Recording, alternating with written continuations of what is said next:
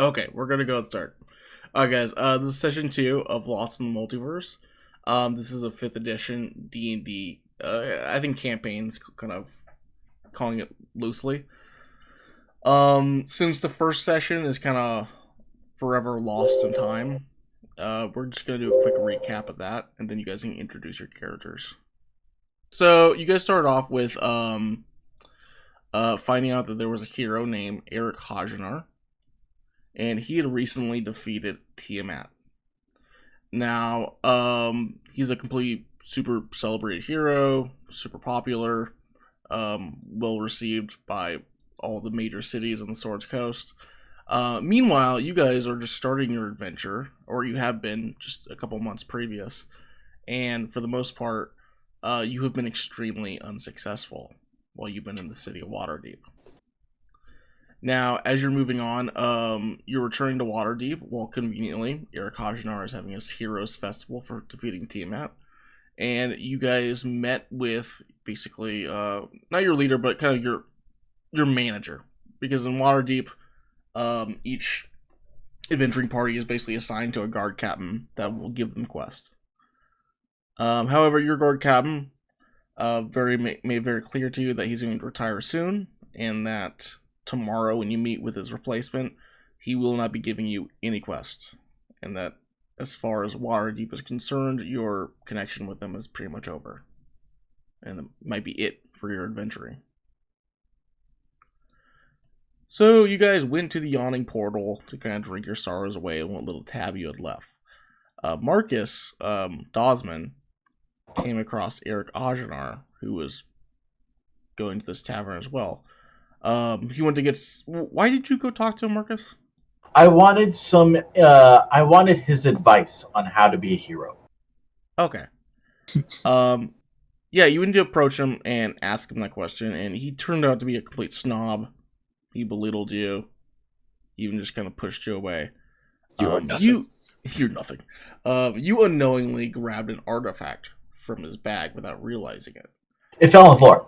It fell on the floor, and you unknowingly picked it up. Yeah. This artifact, we still know a lot about it, but as soon as you guys met with Marcus in the alley, who ran away, it teleported you to a distant place. Now, at first glance, the place you were teleported to looks very much like this picture.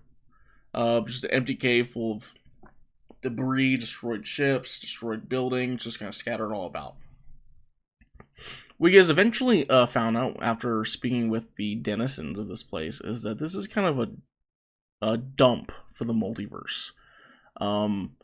Whenever someone or something uses some kind of teleportation magic they're not supposed to, or they don't know how to use, or with no specific location at all, for the most part, the multiverse will just kind of default it to here. So instead of like having someone just trying to teleport like a spelljammer or something, have it just appear inside of a building, inside of a city, it'll just default to this empty nothing cave that kind of exists outside of time and space. You did meet some of the denizens. There was Stump, Gilroy, and Rusty. We're not going to worry about them much right now. Oh yeah, Stump, Grump, and Jacob. Stump, Grump, and Jacob. Now, as you guys traveled through the cave trying to find your way out, you awakened something that had been there long before, or at least you didn't even know it was there the entire time. And it's this creature made of what Wells referred to as void light. And as far as your mind can perceive it, it takes the form of what looks like a kraken or a giant octopus or something like that. Now, you guys couldn't battle it. It was completely out of your ability to fight it at all. However, you were to escape it. And as you escaped this cave, you realized that it wasn't really a cave at all. What it was is you guys were inside an asteroid floating outside of space. But unfortunately, this destroyer, this kraken, destroyed the asteroid since you guys had set it free, and now is free in the multiverse. We had set it free? Basically, yeah. Oh. Oops. Wait, how come he wouldn't have just like absorbed everything and freed himself anyway? That's a good question. Oh. So now that this destroyer is free, you guys did find one little piece of the artifact while you guys were going through the tunnels. As you got to the surface of the asteroid, it ripped open a portal and sent you through it. Where this takes you, unknown. But that's where we're going to go and start off. So before we find out where this is going to take us, do you guys want to kind of reintroduce your characters to each other? And we'll start from the left to the right. So Dylan first. I'm Key Ring, a Kenku Ranger. And that's pretty much it for now. What does your character look like? Oh, he looks exactly like the picture that we're using in Roll20. But I'll move us back over. yeah. He's pretty basic, just wears basic leather gear, and then he wears a hood and everything to blend in the crowd, since Kenku are not exactly a welcome race in most cities. Filthy bird people. His only big feature is that he can only speak by mimicking other people, so he has a repertoire of hundreds or thousands of voices that he goes to talk to people. Do you just remember what the stuff you can mimic forever? Yep. Oh, okay. So your entire speech is made up of like different voices. Phrases and voices other people have said, yeah. That's creepy. He's Bumblebee. And it Yeah, sounds pretty like much. them, right? It does. It sounds exactly like them. It's indistinguishable. I imagine like each word or phrase like in the sentence you're saying is a different voice and tone. I don't like it. Yeah, pretty much. Okay, up next is Marcus playing Dosman. Dosman, yeah.